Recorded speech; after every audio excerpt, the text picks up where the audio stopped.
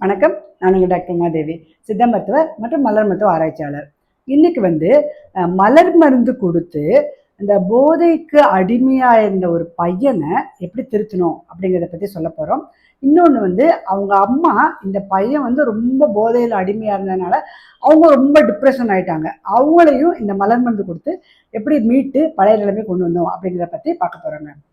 இந்த வீடியோவை ஸ்கிப் பண்ணாமல் பாருங்கள். இந்த மாதிரி நிறைய பேர் அஃபெக்ட் ஆகியிருக்காங்க. அவங்களுக்கு இந்த வீடியோவை ஃபார்வர்ட் பண்ணுங்கள்.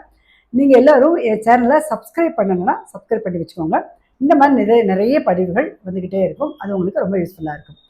இப்போ அந்த 17 வயசு பையன், அந்த பையன் அந்த குடும்பம் ரொம்ப வெல் டு டூ ஃபேமிலி, நல்லா படித்த குடும்பம், நல்ல டீசெண்டான வாழ்ந்த ஃபேமிலி. அவங்க வீட்டில் இந்த பையன் இந்த குடிபோதைக்கு ரொம்ப அடிமையாகி குடிப்பழக்கம், போதை பழக்கம், அப்புறம் அந்த ஸ்மோக் பண்ணுறது, இதெல்லாம் அதில் ரொம்ப அடிக்ட் ஆகி அதுலேருந்து வெளியே வர முடியாமல் ரொம்ப கஷ்டப்பட்டுட்டு இருந்தாங்க. அதனால் அந்த பையன் என்ன ஆகும்னா, அவன் 10th மேலே படிக்கலை, அவன் படிக்க முடியலை. அதனால் வீட்டிலையே ரொம்ப ஃப்ரெண்ட்ஸ் கூட சேர்ந்துட்டு எப்போ பார்த்தாலும் ட்ரக் யூஸ் பண்ணுறது, கஞ்சா யூஸ் பண்ணுறது, ஸ்மோக் பண்ணுறது, இந்த மாதிரியே அடிமையாகிட்டு வீட்டுக்கு வந்தானா சரியாக சாப்பிட்றது இல்லை. இவங்க சாப்பிட்றான்னு சொன்னால் அப்புறம் சாப்பிட்ற அப்படிமா, ஒழுங்காக குளிக்கிறது இல்லை, ஒழுங்காக சாப்பிட்றது இல்லை, எப்போவுமே ஒரு மாதிரி போதையில் இருந்த மாதிரியே இருப்பானா, ரொம்ப ஆக்ரோஷமாக, ரொம்ப கோவம் வருமா அவனுக்கு, சரியாக தூங்க மாட்டானா, நைட் எந்திரிச்சு போயிட்டு வந்துட்டு இருப்பானா. இதனால அவனுக்கு உடம்பும் ரொம்ப வீக் ஆகிட்டு ஒரு மாதிரி கை கால்லாம் நடுங்கிட்டு ரொம்ப சஃபர் ஆகிட்டான்.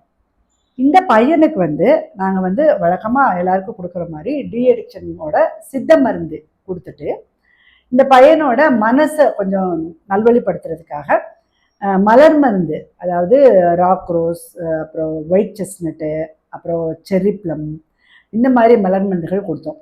இப்போ அந்த பையன் கொஞ்சம் கொஞ்சமாக அதுலேருந்து மீண்டு கொஞ்சம் கொஞ்சமாக ரெடி ஆகிட்டுருக்கான்.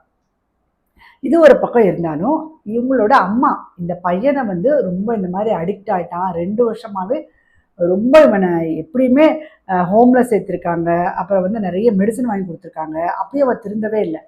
அதனால இந்த அம்மாவுக்கு ரொம்ப டிப்ரெஷன் ஆகி, ஐயோ பையன் இப்படி இருக்கானே அப்படின்ட்டு இந்த அம்மா ரொம்ப டிப்ரெஷன் ஆகி சரியாக தூங்குறதில்ல, சரியாக சாப்பிட்றதில்ல, ஒரு கை காலெலாம் நடுக்கும், திடீர்னு ஒரு பயம், ஐயோ என் பையனோட எதிர்கால வாழ்க்கை எப்படி ஆகுமோ, என்ன ஆகுமோ, இவன் எப்படி வாழ்க்கையில் இது பண்ண போகிறான், அவன் வாழ்க்கை எப்படி லீட் பண்ண போகிறான்னு சொல்லிட்டு நினச்சி இந்த அம்மாவுக்கு ரொம்ப டிப்ரெஷன் ஆகிட்டாங்க. இதனால இந்த அம்மாவுமே ரொம்ப வீக் ஆகிட்டு சாப்பிட முடியல, தூங்க முடியல, ஒரே பயம், பதட்டம், ஏதோ இனம் புரியாத ஒரு பயம்.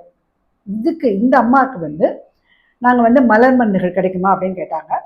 அவங்களோட இன்னும் கொஞ்சம் கவுன்சிலிங்லாம் பண்ணிவிட்டு அவங்களுக்கு சில மலர் மருந்துகள், அதாவது அவங்க பயந்துகிட்டே இருக்கிறதுனால மிம்னஸ்ஸு, அப்புறம் இனம் புரியாத பயமுக்கு ஆஸ்பன், அப்புறம் அந்த திடீர்னு விசுக்கிட்டு எந்திரிச்சிடுறாங்க, பயம், பதட்டம், அந்த மாதிரி இருக்கிற ராக் ரோஸ், அப்புறம் செர்ரி ப்ளம், சிக்கரி, இந்த மாதிரி மருந்துகள்லாம் கொடுத்து இப்போ அவங்க ஓரளவு கொஞ்சம் கொஞ்சமாக அதுலேருந்து மீட்டு வந்துட்டுருக்காங்க.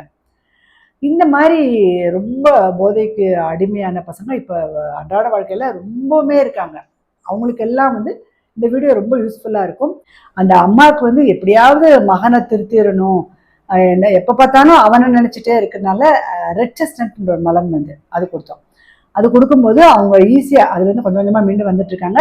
இந்த மாதிரி யாராவது அடிக்டாக இருந்தாலோ இல்லை மனதளவில் ரொம்ப பாதிச்சிருந்தாலோ இந்த மலர் மருந்து கொடுத்து அவங்கள ஈஸியாகவே மீட்டு கொண்டு வந்துடலாம். இந்த மாதிரி யாராவது இருந்தாங்கன்னா இந்த வீடியோ ஃபார்வர்ட் பண்ணுங்க. நீங்கள் எல்லாருமே மனதளவிலும் உடல் அளவிலும் ரொம்ப ஆரோக்கியமாக இருக்கணும். மீண்டும் ஒரு யூஸ்ஃபுல்லான பதிவோடு நான் உங்களை சந்திக்கிறேன். அது வரைக்கும்